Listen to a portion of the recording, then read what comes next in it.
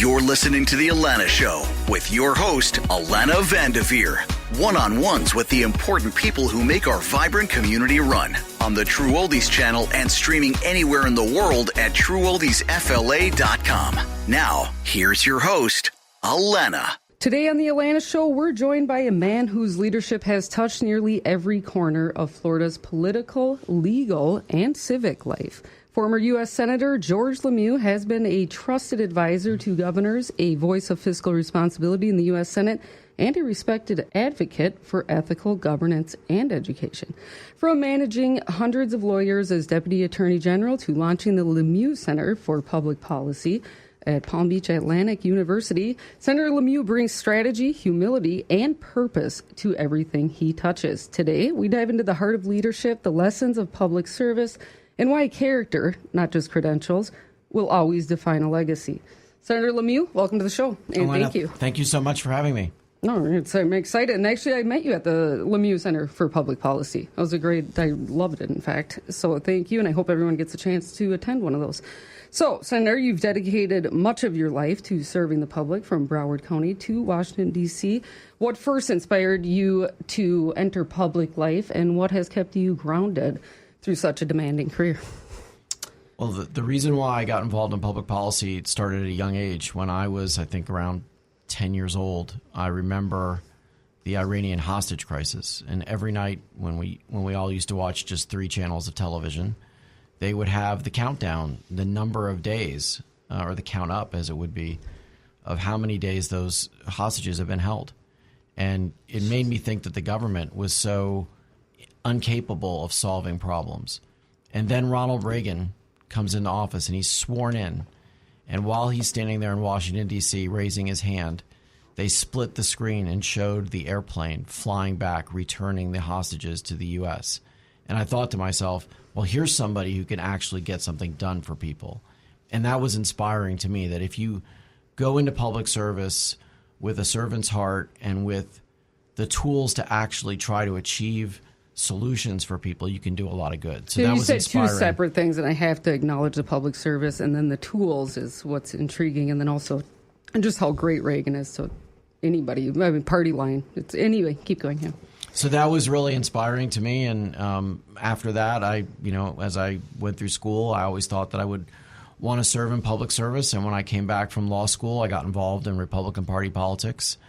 I became the head of the Young Republicans and the chair of the Broward County Republican Party, and got to meet some people who were making their way up in Republican politics in Florida back when Florida was a Democratic state, and got to meet, Jeb Bush and Charlie Crist and Catherine Harris and a bunch of folks, and, was fortunate to be there when the state turned Republican, and that provided opportunities for me.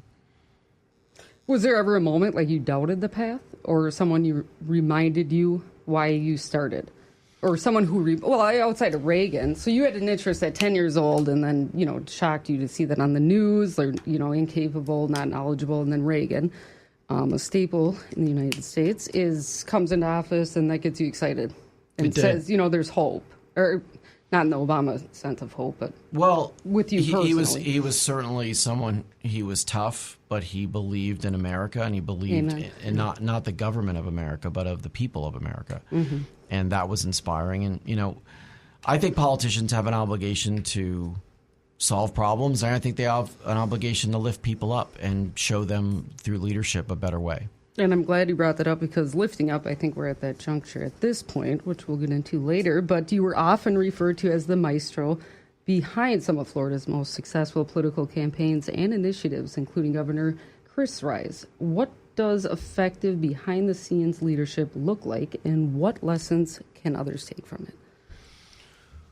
Well, I was behind the scenes for much of my time in public life, and at that point, when you are the number 2 person, for example, which I was in the Attorney General's office or I was in the governor's office, your goal is to effectuate the principal's agenda.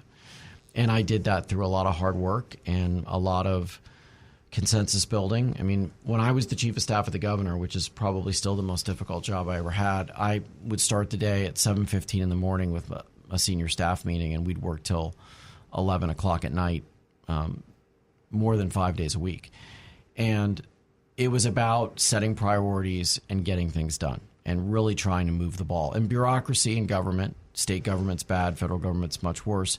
It's hard to break through, but it takes persistence and it takes a will to try to achieve goals. And I think every day we all, no matter what we do in life, it's about getting things done that you want to achieve and not just being, flooded by all of the other things that come into you that other people want you to achieve. So we had a single-minded focus to try to get things done, and I think we were pretty successful. That's interesting. So that was like platform-based. When you say principled agenda, you mean not just who was serving at the time, but the general consensus of the agenda, so to speak? Or what do you mean by that? Well, you got to build consensus around the agenda. So, everybody in politics has different agendas, different objectives that they're trying to accomplish. You need to convince other people that your agenda, or in my case, the governor's agenda or the attorney general's agenda, was the right agenda. Mm-hmm. And that requires time. It requires relationship building. Nothing gets done in politics without other people. And if you could write a book quick, with maybe a couple pages, I'd love to read it on how to break through bureaucracies the quickest. It's hard. And, it's not easy. I've never. It's different. Government is built to say no. Mm-hmm. And if but why are they saying yes all the time? We'll get into deficits later. But, Well, that's. I mean, when I'm saying bureaucracy, I'm meaning not the elected people. I'm saying the people who are in government. I got you. It's much easier to say no. You don't get in trouble for saying no. You don't lose your job for saying no. What people in government, and there's a lot of good people in government, don't get me wrong, there's a lot of people who work really hard, but there's a lot of institutional inertia against making changes. Mm-hmm. Which is why I like public, or advocates of for the people as opposed to, government. It's, we don't know when that's going to change hands at any point, so why don't you just set a staple that it's all about the people? But at the same time, like some of these bureaucracies could easily be like a nonprofit or an organization where it's actually held responsible for what it's doing constantly without the overhead of.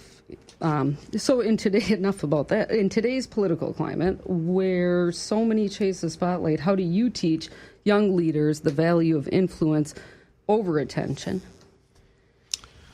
Well, at the end of the day, politics is not, I think James Carville once said that politics was like being a movie star for ugly people, which that's not why you should get into it, is to be famous. It's radio too. Right. or to have attention. The reason you should get into it, and I think everyone should try to do some public service, and you can do that in a lot of different ways, is to actually achieve something good for the people, right? Mm-hmm. To try to move the ball and get something done. And our founders never intended for people to be in government their whole life. Our founders intended that you would, like Washington, you would go back to your plow and you would, go back to your job and not try to be a career politician. And I think if you want to stay and make a career of it, it takes your incentives and it gives you. I mean, well, I always it distorts them. Yeah, I always looked at it as my dad specifically is he had a problem with taxes. He was trying to do a small business. There's a lot of regulations. This is Minnesota. He was in the state legislature. And he got involved. I was intrigued by the Constitution at 5 years old, which is weird. But he ran when I was 7 because he didn't agree with that. But if he could have fixed it, he would have went back to his businesses and moved forward, which I find is unfortunate for people who don't have the time. They have a family, they're working 90 hours a week, and then they're like, I don't agree with this, but I really don't have time to fight it. I mean, how can you when you're actually paying for people to fight it? So I find it interesting that you say that if you could resolve a problem that you had as it should be, the government is a staple, they can get back to work. I mean, that's why I believe in term limits. That's why I believe that people should not stay their whole career in public life. That's why I believe everyone should be involved outside of term limits. And so, and that means getting involved in your children's school. It means going to a city commission meeting. It means talking to your state legislator or your member of Congress, but everyone should be active. Amen. That was perfect. All right, as someone who's earned respect across the aisle, how do you personally navigate today's hyper-partisan environment while staying true to your values? So we've really lost our way in this country, in my view, in that we don't listen to people with differing views, and that we're prone to stay in our own news silo or friend group that only supports and reinforces our opinions, you're not going to learn anything, in my view, from people who only agree with you. And democracy only works in our constitutional republic if people are willing to listen to other people and learn from other people. That doesn't mean you change your core values, but you're not going to learn about where another person's coming from and be able to find a way to walk forward with them, because we're all Americans, towards some solution unless you listen. And I think we all need to do a better job, myself included, of listening to people who have different views and making sure that we have constructive conversations. That's part of the reason I have a public policy center at Palm Beach Atlantic University, is to encourage those conversations and allow a space for people to have differing views in an environment that allows for real conversations. And I love the LeMieux Center. That was actually profound. It's a really good deal, too.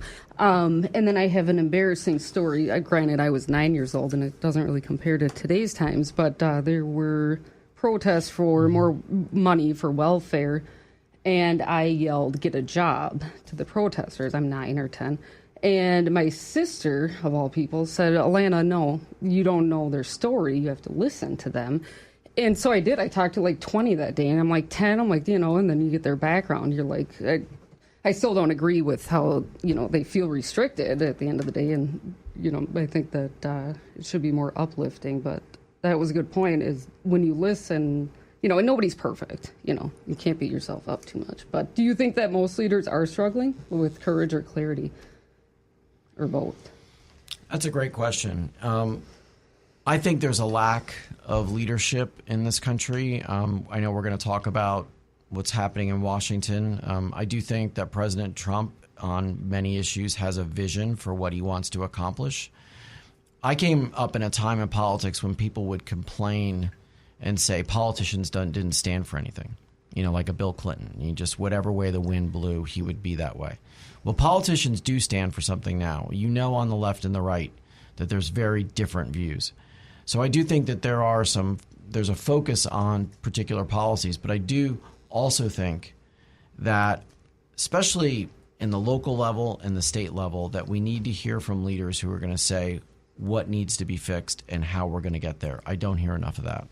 No, and you don't hear enough sound debate, too, which is my favorite. When the Brits go down to the Commons, it's, they're yelling and stuff. That's cute. But it's like, if you could do that, but actually be, like, debating between, what the people bring to you to discuss would be, the slower the government, the better, outside of bureaucracies. Thank you for sharing. All right, Senator. So every leader faces a moment where a tough political decision defines not only their career, but their character. What's the hardest political decision you've ever had to make?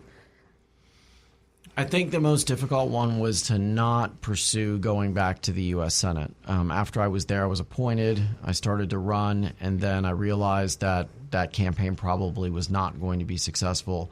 And it was a challenging decision because I felt when I left the Senate that I had a calling and a responsibility to really work on a couple of issues, the most important of which was spending.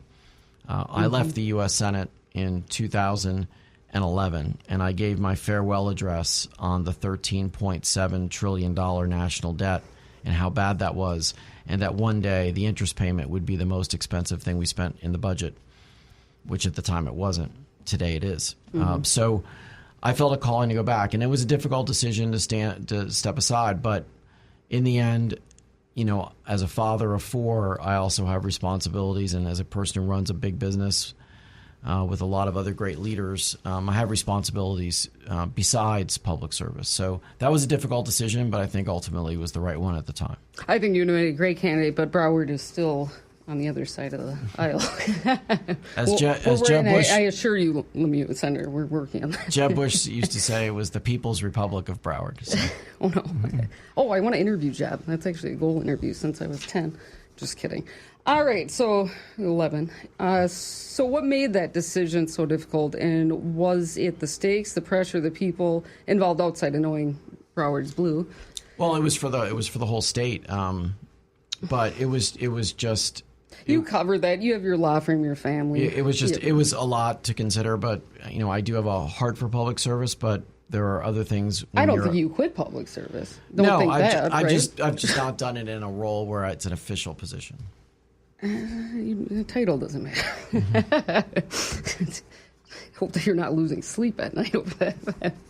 All right, so can you walk us through the steps it took to make that call, who you turned to, how you weighed the consequences? I mean, in Florida especially, we see a lot of people appointed to positions, especially lately.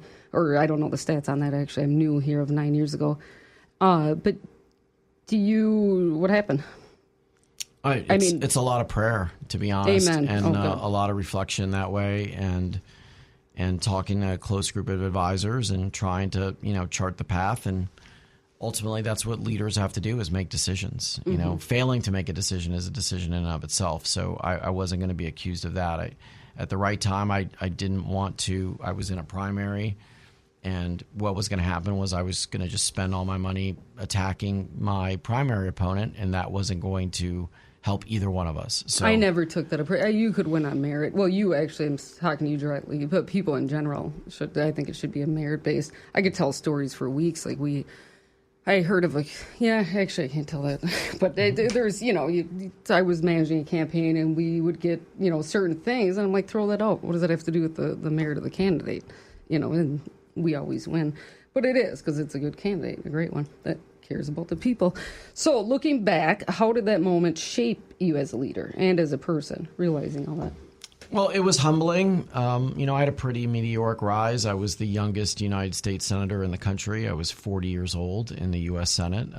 And you kind of think, well, the path here is only going to continue to go up and up and up. So it was a change in how I had to think about my life, but it allowed me to do the LeMieux Center for Public Policy. It allowed me to be involved in promoting debate in the public schools, which is a great lifter of kids and helps them achieve their goals. So I do other things in the community, and those other things would not have been possible had I continued on the path I was on. Amen. Yeah, but extracurricular is huge, and I really appreciate what you're doing, like between the LeMieux Center and colleges and then, debates in schools. I actually didn't know that, so that's excellent. On the flip side, what's one of your favorite political stories? Funny, moving, less serious? No. Okay. So when I was running Charlie Crist's campaign for governor, the President Bush was in office, and Governor Bush was the governor, who I admired tremendously. And the Karl Rove wanted Governor Crist to appear with President Bush at a rally one day before the election. This was 2006. President Bush was not popular at all. And we didn't go. And we instead went to some other event. And I was at an event that day before the election with the governor, and a friend of mine called me and said, "Are you watching CNN?" And I said, "No." And he said, "Well, Karl Rove is on the tarmac in Texas." And they asked him why the Republican nominee for governor is not appearing with the President of the United States in Florida. And he said, "Just ask George LeMieux." No. So when we won that night, all of the staff had "Just Ask George LeMieux" T-shirts on. I have since repaired that relationship with Karl Rove. But yeah, that was a fun moment. That's hilarious. So what did that teach you, and how did it remind you of? Well, my job was to make sure Charlie Crist won, and we had to do everything we could. And, we might have had to upset some folks along the way, but if he would have lost the next day because we had appeared with an unpopular president, as the Virginia Attorney General had done the year before, my job was to get the job done. 2006. I think, when did I meet? I met Bush W. at the, that's actually a funny story. I'll tell you when we get off. But tell us about your vision for the LeMieux Center. What role does it play in developing principled future leaders, and why was it important to you to create a place focused on both public policy and servant leadership?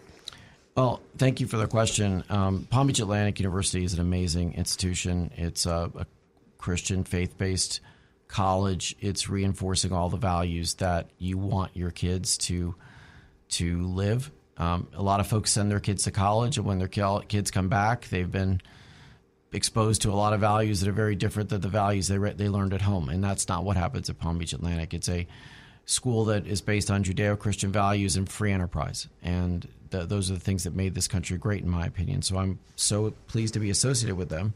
We use the Policy Center to bring in fantastic speakers. We've brought in heads of state, secretaries of state, senators, governors, journalists, and we open it up to the public for free, which no one else does. I'm very blessed to have a bunch of advisors and sponsors who help us raise some money, and then I use my relationships to get other folks, and we have these amazing events, and the students get to be around these leaders and get to learn from them. And we, before we have the big event with the community, the students have an event with the speaker and get to have that personal exchange. And I know that one of those students one day is going to have been inspired by one of those leaders and is going to go on to do great things. Like you and, Reagan, for instance, or even, I agree 100%. And you can tell when you go into the LeMieux Center. Like, I walked in there and I'm like, this is incredible. This is real. Like, this is real, like, meaningful stuff. It's not, fluff or media-based or that's actually especially why I wanted you to come in here. So I do appreciate your time. Thank you. Also. Thank you. We're doing really good things there, and I think it's changing the community.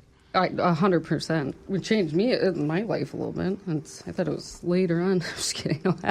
Have any student projects or experiences through the center deeply impacted you or made you feel hopeful for the next generation? Absolutely. So I work with 2 students every year who do a advanced project. They do a big research paper on a topic, and they're called Friedheim Fellows as part of the LeMieux Center.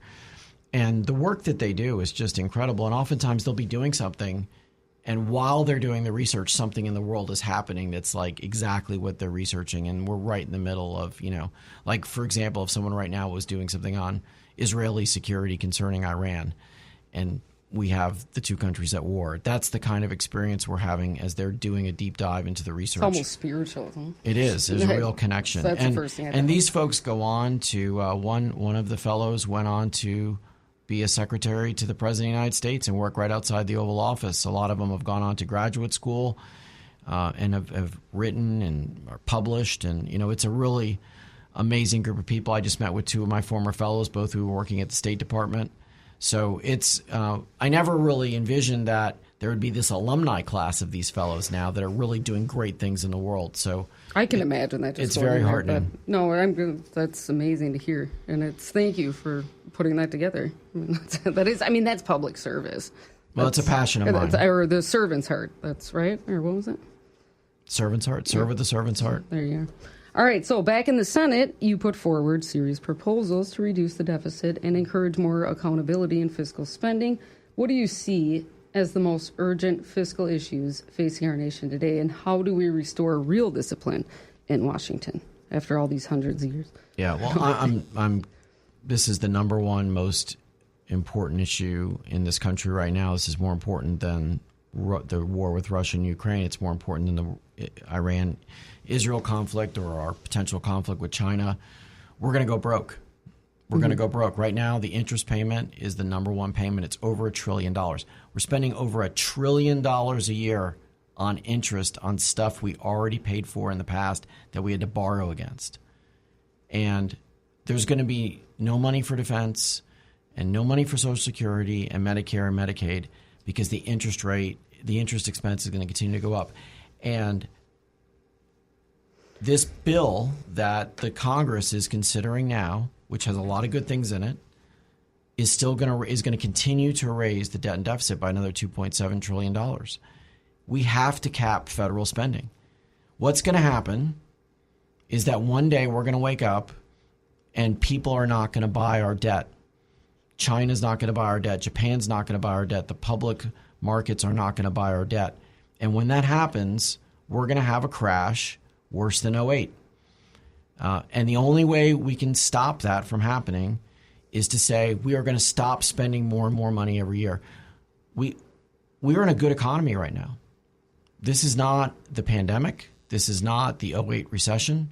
And we're still spending $2 trillion more than we take in. It's completely unsustainable, just like it's unsustainable for a family to spend more than they take in. At some point, I'm glad you the wolf is at the door. You've been in D.C., you've worked with, the Bushes and like a ton of people, and your level of, perspective, so to speak, is, like a very heightened one. And you obviously have a public servant's heart. And How do we explain to people, and how can you, like, let's just say they're looking for a candidate to vote for, they're going to run themselves, they're going to go to D.C. or they're going to go to the, Florida legislature, Minnesota, wherever you're from. What can they do to take the proper steps to fix this? Well, or the candidate, what they should look for. Each one of us has to ask every candidate for every office, what are you going to do to cut spending? Now, in Florida, like most states, we have a balanced budget requirements in the Constitution. When I was the chief of staff to the governor and we had to determine how much we were going to put forward in the budget, I would call the woman who ran the revenue estimating conference to find out how much money we had, which is just like regular people do. It's like what business people do. It's what families do. Mm-hmm. Washington doesn't do that. They just look at what they spent last year and they spend more. Like, I always had this intuition that, like, private things are ran better than what anything the government can do, especially when you see the people coming in and out of government. It's, you don't know who's going to serve next. Like, you put somebody in a position where, hey, we're going to give you X amount of money for welfare, but you can't make X amount over. You're going to have to stay there. And by the way, these people that are making a lot of money are jerks. So that I think, like, they're spending too much money, which is, you're saying, and I'll ask you where they can cut it. But, like, is it better to privatize things than the government, especially from your experience in serving there? Sometimes. Private sector always does better because if you spend more than you take in, you go bankrupt. No. Right? There's an economic reality to it that doesn't happen in government. And people are capable of doing this and making this decision and seeing it in candidates, too. Right. And making... But Congress doesn't do its job. Congress doesn't bring in the secretary, let's pick an agency, agriculture. Mm-hmm. And the agricultural committee in the House and the Senate doesn't bring that person in there for a month and say, we're going to have hearings on every line item in your budget, and you're going to explain to us why this money is being spent effectively and why we should give it to you again. They don't do that. I'm going to word it a little bit different. So if you had 5 minutes, let's make it 2, unfortunately. But with every young American voter, what would you say about taxes and their long-term future? I would say that we all have to pay taxes because we have to fund the government, but public servants have to realize it's not their money. It's the people's money. Yeah. And everyone in government should be questioning all the time whether or not this money is being spent effectively.